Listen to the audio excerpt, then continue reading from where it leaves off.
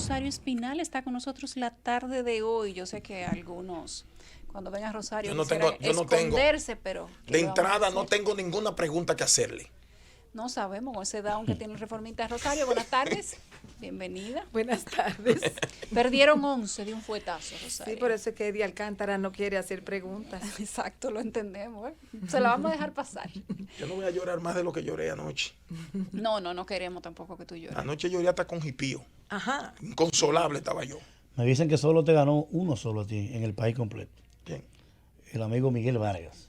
Lloró, Miguel. Que está hablando con los potelú. No, a mí no, porque yo todo eso con los setos, dicen allá en Santiago. ¿Cuánto perdió el PRD? Yo creo que aquí hay cibaeños, aparte de mí. ¿Tú sabes lo que habla con los setos? Con la pared. ¿Tú sabes lo que habla con los setos, verdad? Sí. Así está don Miguel hoy.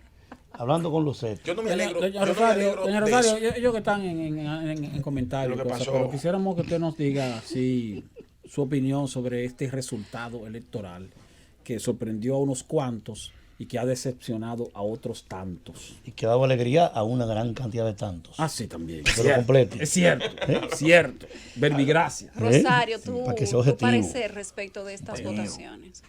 Mira, yo creo que estas elecciones, hay muchas cosas que se pueden decir, incluso cuando terminen todo el conteo, podría haber más.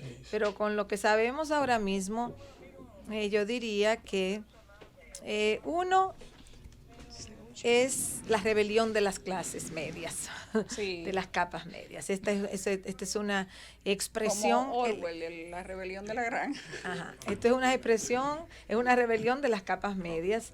De ahí que el PLD pierde grandes centros urbanos, sobre todo el del Gran Santo Domingo, que en el pasado fue su bastión de apoyo electoral. Es como que la misma creación del PLD, esa clase media creciente en 16 años de crecimiento económico consecutivo del país, presentaba demandas que no eran económicas, presentaba demandas que eran de eficiencia, de institucionalidad, de transparencia, todo ese tipo de cosas. Y el gobierno no pudo dar respuesta a esas demandas. Si tomamos en cuenta que en las elecciones de mayo del 2016, el PLD sacó a nivel presidencial el 61.4% de los votos, hay un acto, hay un evento que ocurre a fines de ese mismo año, que es la explosión del escándalo Odebrecht. Sí.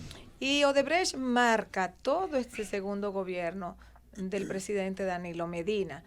El surgimiento en enero del 2017 de Marcha Verde, un movimiento con un fuerte componente de capas medias, dura más o menos en ebullición alrededor de 1 año y medio, un poquito más, entre 1 año y medio y 2, y va socavando las bases de apoyo de las capas medias urbanas del PLD.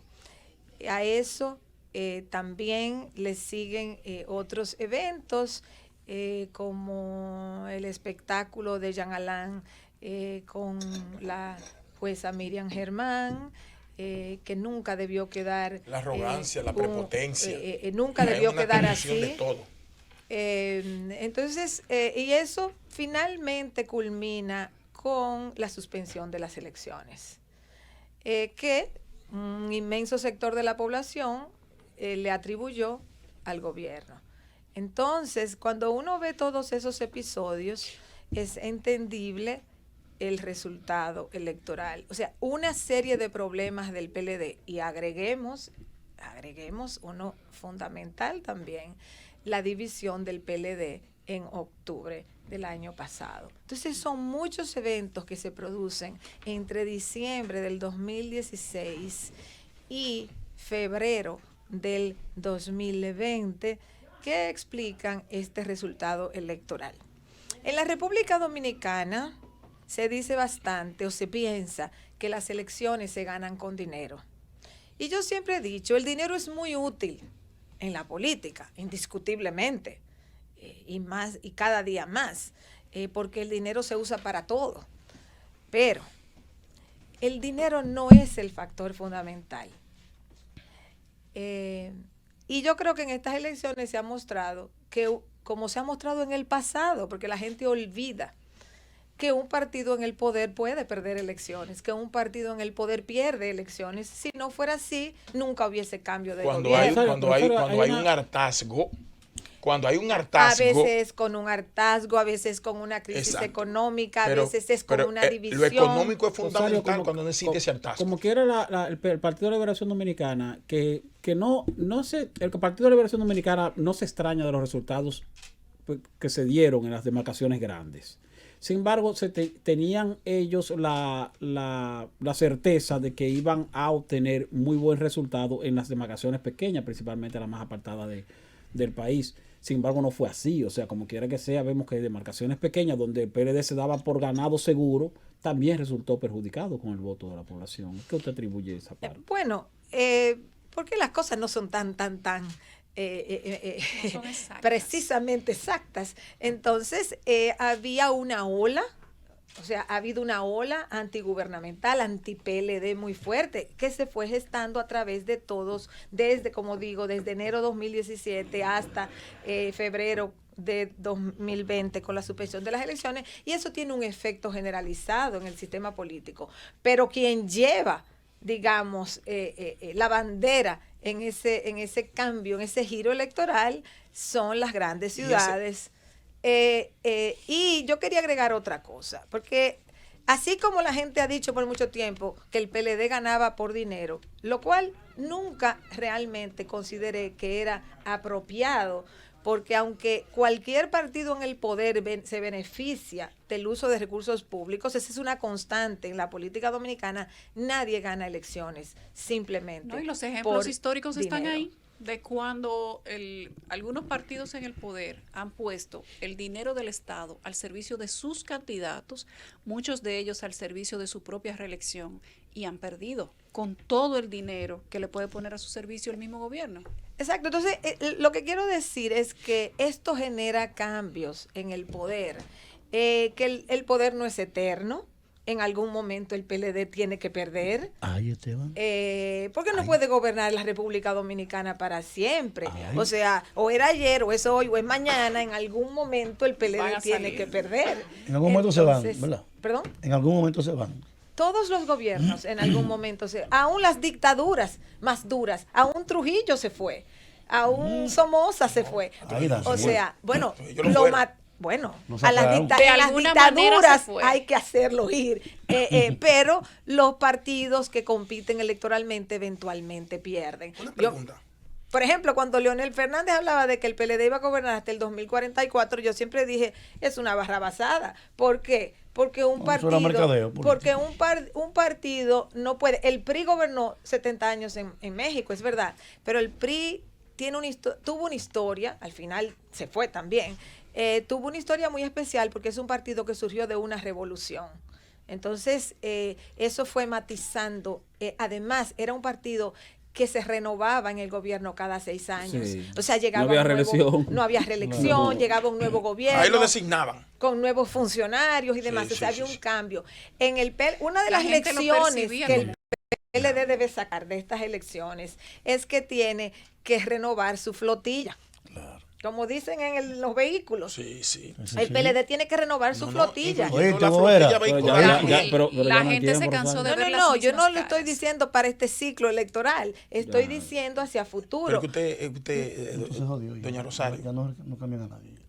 Mire, usted ha hecho un análisis que anteriormente usted también venía advirtiendo algunas situaciones que iban a ocurrir. Pero este panfleto consolativo de los periodistas, que ahora dicen, no, 40-43, ellos tanta sindicatura y nosotros, prácticamente tabla. Y me llamaba un amigo mío esta mañana, Natanael Santana, y me decía, no se puede ver los resultados como lo quiere ver el PLD. Pero no. Es que tú tenías, por ejemplo, me dice el ejemplo, cuando tú jugabas bolita, tú ibas con 40 bolas y otro iba con 3. Y resulta que después al terminar de jugar el otro tenía 25 y tú 25. Y tú decías, tenemos lo mismo. No, lo que tú dejaste de tener y lo que él entonces acumuló. Ahora, ¿hay un gran derrotado? Sí, el PLD está derrotado. Tienen que reconocer que perdieron. perdieron. No dije que 50-50 y que pero ¿cuál es la Pero pregunta? que no lo reconozcan nada. No, yo dije que no iba a hacer pregunta, un comentario. Un comentario. Para fortalecer todo cuanto ella está diciendo. Señores, Que es una analista política acertada y quiso fortalecer un poco. Ya, ok. Más cuando se Bueno, refiere yo al creo que, Partido o sea, Reformista. indiscutiblemente el PLD tiene que aceptar que perdió. Si no acepta que perdió, entonces va a seguir cometiendo Claro. yo le errores. pediría Está por frito. favor que no lo acepten, que sean igualitos, que no cambien nada. ¿Tengo otro comentario que o dejen una eso así. pregunta? No, lo que yo creo de eso. No pregunto. Ahora, aquí va a haber, aquí hay muchos efectos en estas elecciones. Yo sé que Eddie Alcántara no quiere que yo mencione eso, pero también hay accidentados de los partidos pequeños. Yo siempre he venido diciendo que aquí se iba a repetir en estas elecciones lo que siempre se ha dado, con excepción de un periodo corto en la década del 90, que es una concentración del voto en las dos principales opciones.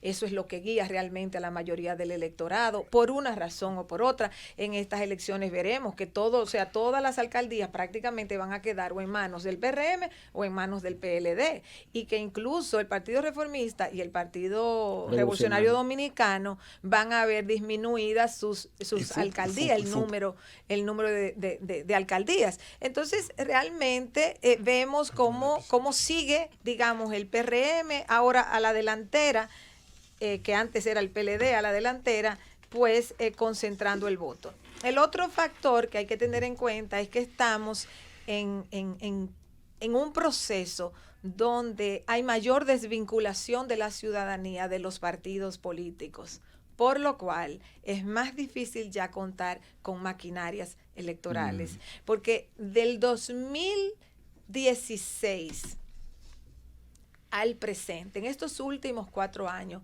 se ha dado un declive significativo, muy significativo, estadísticamente súper significativo, del porcentaje de la población dominicana que no se identifica, que no se autoidentifica con un partido político. Es decir, es cada vez menos el porcentaje de la población que dice yo simpatizo por el PLD o yo simpatizo por el PRM. No simpatizan necesariamente por partidos, pero sí por candidatos. Bueno, lo que pasa es que a la hora de votar, tienen que votar por alguien. Entonces, no hay un equivalente entre el porcentaje que simpatiza por un partido y el que va a votar, porque si no fuera a votar muy poca gente. Lo que quiero señalar es que aquí se ha producido un cambio que hay que ponerle atención, que es el rápido proceso de desvinculación de la ciudadanía con los partidos políticos, que uno la mide en encuesta con una pregunta muy sencilla: ¿simpatiza usted o no por un partido político? El porcentaje que ahora dice que no es casi el doble de lo que lo decía hace 5 o 6 años. Entonces, ese es un fenómeno que va a afectar los procesos electorales. Vamos a una pausa, Rosario. Regresamos de inmediato. Son las 5:37 en el Gobierno de la Tarde. La politóloga Rosario Espinal está con nosotros. Rosario, la declaración de las autoridades en esa rueda de prensa antes de anoche, horas antes de que la gente saliera a votar, respecto de las medidas con los puertos y aeropuertos por el coronavirus, ¿qué lectura tú le das? ¿Eso pudo influir en tal vez inducir a la gente a no votar, crear un poco de miedo? ¿Cómo tú lo percibiste? Mira, yo no creo que eso tuvo mucho impacto, si acaso tuvo alguno. ¿Por qué? Porque eso al sector que más le puede impactar es a las capas medias. Y esa era la que más motivación tenían para salir a votar. Bueno, Entonces, la gente votó con mascarilla. Entonces yo no creo que eso tuvo ningún... Es más, mucho duró el gobierno para anunciar medidas, precisamente por el asunto electoral.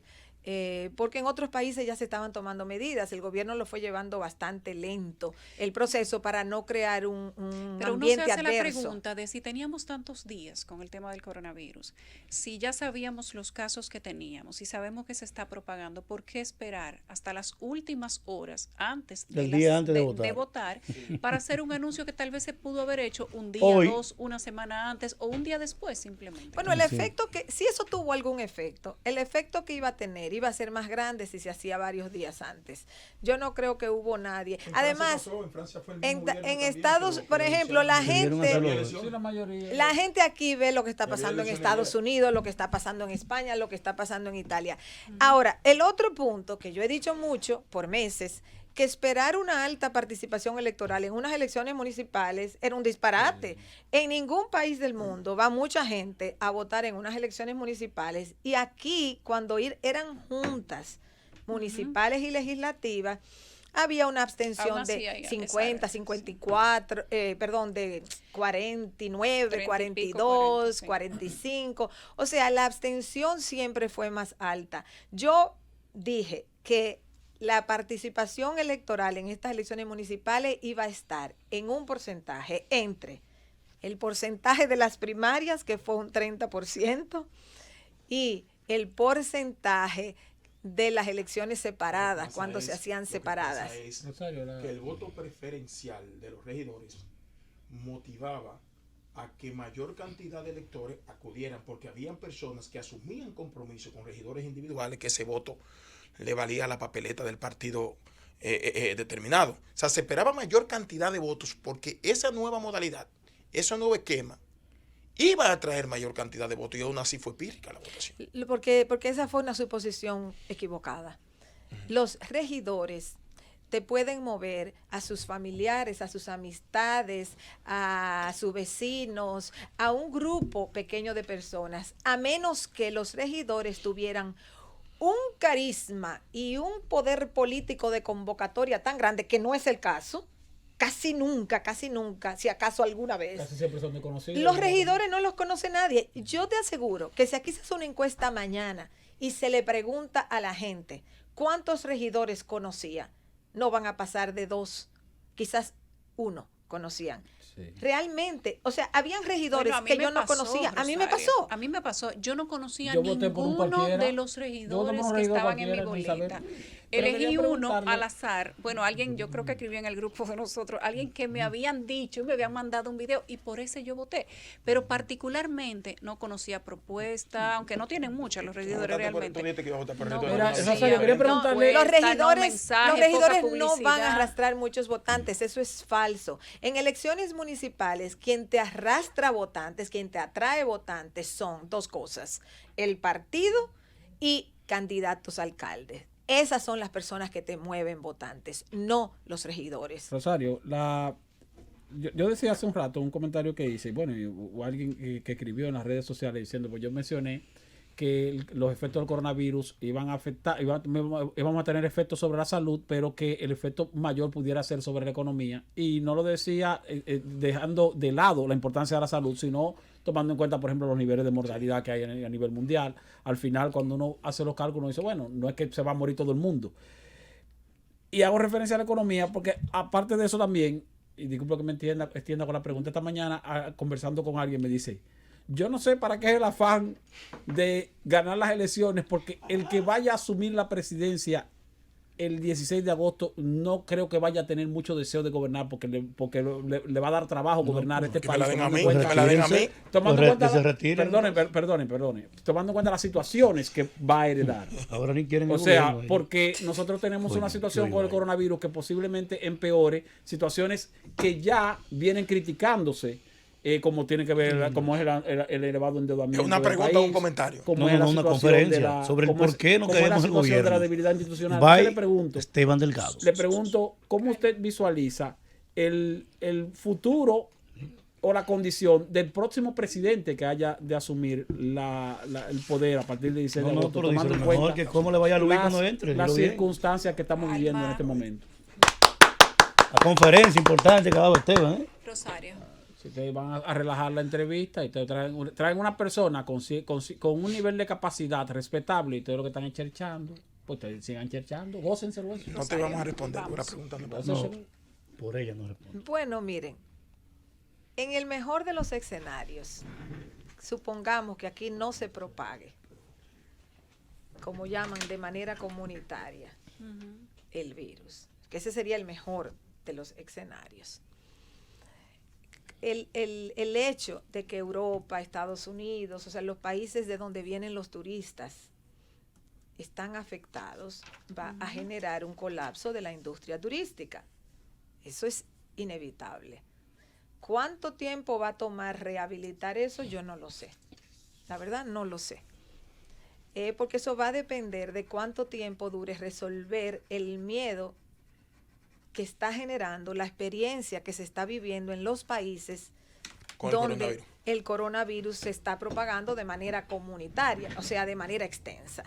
Entonces, como eso ya, o sea, al día de hoy lo está teniendo, no es mañana, ni es en agosto, ni en diciembre, o sea, al día de hoy ya eso tiene un impacto fuerte en el turismo. Entonces, eso augura un colapso de la industria del turismo. Para un país como este, que un renglón importantísimo de su economía es el turismo, pues eso significa una caída sustancial de divisas.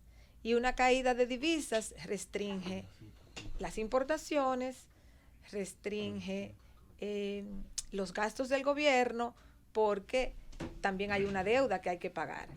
Entonces, una caída de divisas le impone a cualquier país, y en este caso en particular, que es una moneda dependiente del dólar, de las monedas fuertes, entonces le supondrá... Y ahí entraríamos en otras cosas también, temas más fuertes económicos, cosas que tal vez el gobierno esté evitando. Si nosotros continuamos como vamos, tú dices, y tenemos un poco más adelante un tema económico más fuerte, caída de divisas, etcétera, por cosas que tal vez el gobierno no necesariamente puede controlar, porque lo del coronavirus no es algo que se lo han inventado en no República lo puede Dominicana. Controlar el gobierno, ningún gobierno, ni este ni el que venga. Lo que ha pasado en China, en Italia, lo que está pasando en Estados Unidos, y de hecho Trump la ha pasado muy mal por el tema económico, porque justamente hay medidas que se extienden tratando de no hacerle daño a la economía, pero hay cosas que son inminentes. Si en este país también tuviéramos una expansión más fuerte del coronavirus, digamos, Dios nos libre, 1,000 casos, 2,000 casos, algo grande, y entonces tendríamos o tuviéramos problemas económicos, como tú dices, caída de divisa, escasez de algunas cosas, ahí entonces el gobierno estaría entrando en otro problema que quizá no se lo buscó, no lo necesitaba, no hizo nada para ganárselo, pero también le afectaría.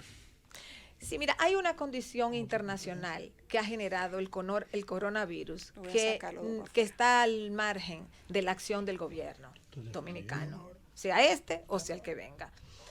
Esa crisis internacional por el coronavirus impacta turismo, ya lo mencioné, impacta remesas, porque si las economías desarrolladas entran en algún tipo de recesión, los dominicanos que envían remesas van a perder trabajos, entonces se disminuye el ingreso de remesas. Si tienen que imponerse fuertes controles a las exportaciones de zona franca o de agricultura, también eso va a impactar. O sea, el impacto del coronavirus en la economía dominicana lo podemos imaginar en este momento, pero no lo podemos medir en este momento. Es algo que está en proceso.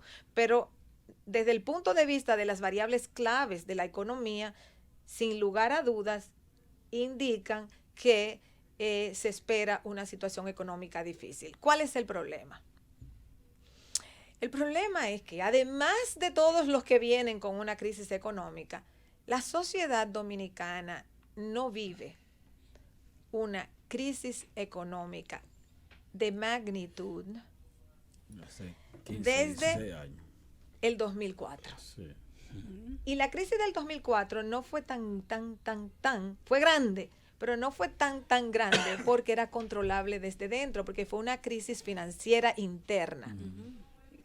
Entonces, al ser una crisis interna, con una intervención del gobierno, con una intervención, digamos, monetaria y otras cosas, podría resolverse porque no venía de fuera.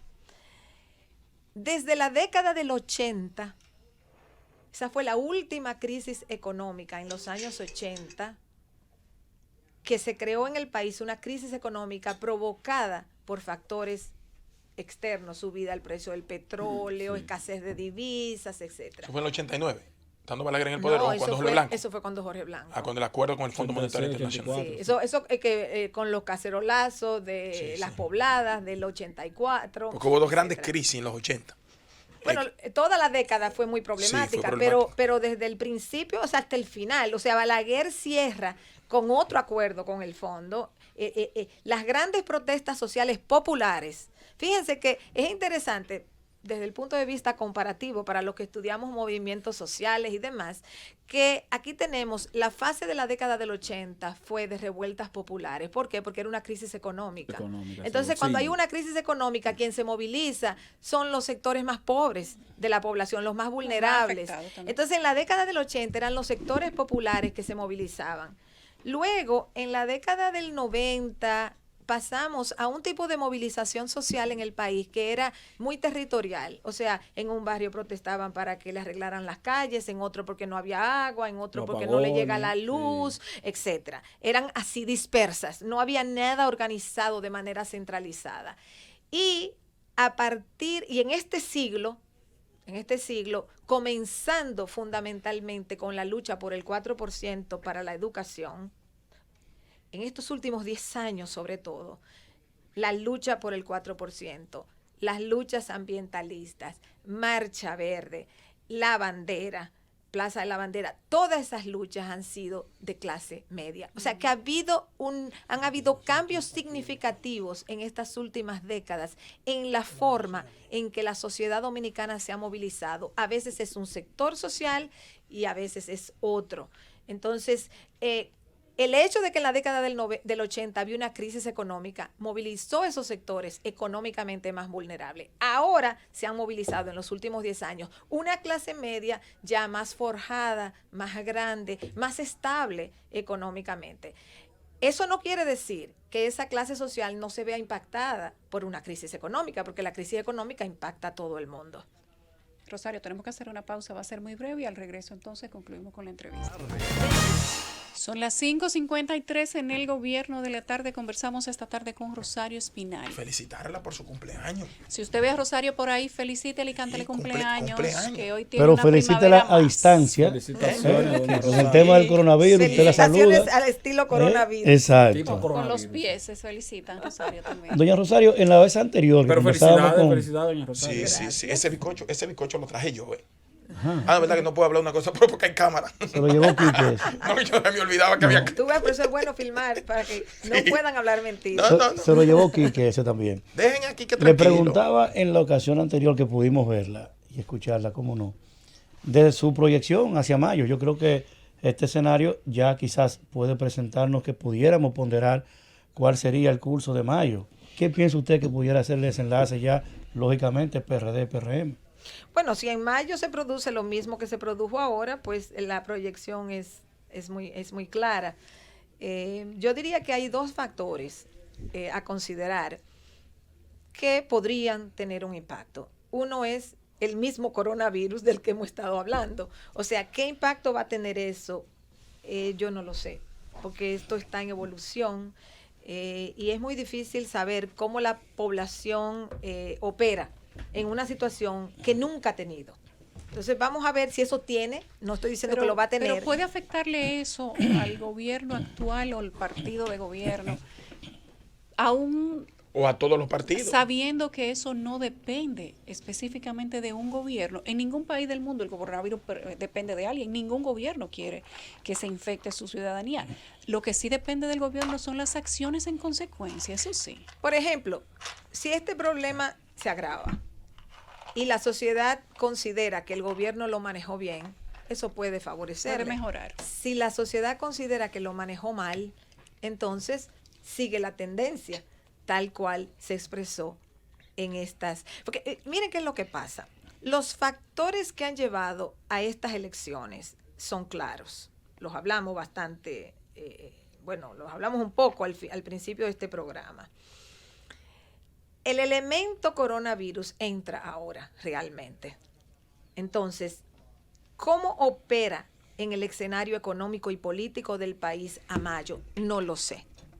Esa es una interrogante, porque si decimos, si hubiera una condición normal, yo diría, lo que pasó ahora va a pasar igual en mayo. El coronavirus pone una interrogante que puede ser perjudicial o puede ser beneficiosa para el gobierno, no lo sé. El otro factor a considerar, pero este es ya menos potente, porque el coronavirus le impone unas urgencias al gobierno, que el gobierno no va a tener mucha posibilidad de hacer algo más. Pero la posibilidad de haber hecho algo más está ahí, estaba ahí más que lo que está. Yo pienso que ahora mismo el gobierno va a tener que enfocarse demasiado en enfrentar el problema del coronavirus. Y cómo la sociedad lo evalúe, ese enfrentamiento, ese manejo, digamos, de ese problema, puede tener un resultado, puede ayudar al gobierno o puede desayudar al gobierno. Todo dependerá porque el escenario pudiera... En política los escenarios son cambiantes, pueden cambiar, puede ser sostenible. Por ejemplo, la suspensión de las elecciones tuvo un impacto. Porque la gente se dio cuenta quién lo hizo, quién estaba haciendo el truqueo. No, todavía no se sabe. Bueno, la gente asignó una responsabilidad, independientemente del resultado de una investigación. Pero ¿dónde está el tema?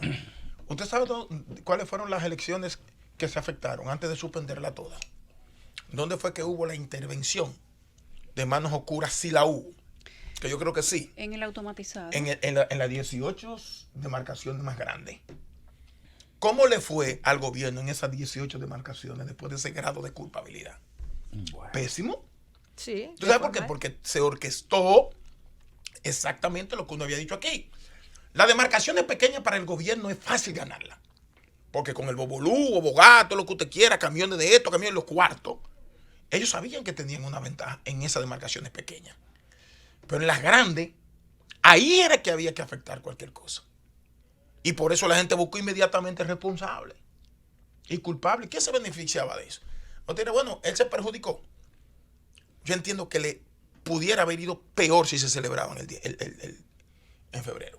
Pero en las pequeñas, yo vaticinaba antes de esa suspensión de que ganaban entre un 65 y un 70. Y dije la semana pasada que la torta se había virado porque la gente señaló culpable, como usted lo está diciendo. Sí, la gente identificó su culpable, sea o no sea, porque todavía no tenemos resultado alguno para poder asignarle cuota de responsabilidad, gobierno, oposición, Junta Central Electoral, etcétera.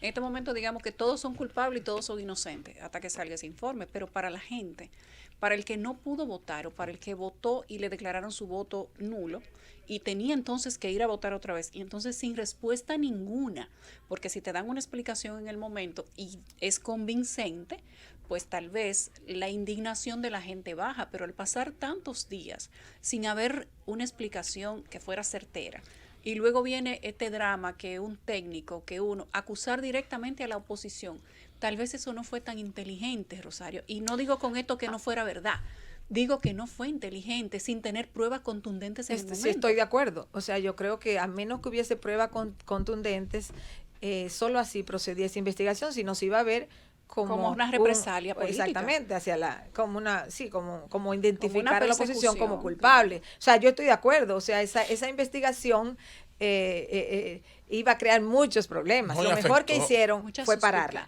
O sea, lo mejor que hicieron fue pararla. Lo mejor fue pararla y ya cuando la pararon había la sangre corría. Exactamente. Además, el hecho de la suspensión yo pienso que aumentó la ola de rechazo hacia el gobierno y hacia el PLDismo. Exacto. En sentido general. Porque también aquí hay que entender una cosa. La ola, yo siempre he dicho que...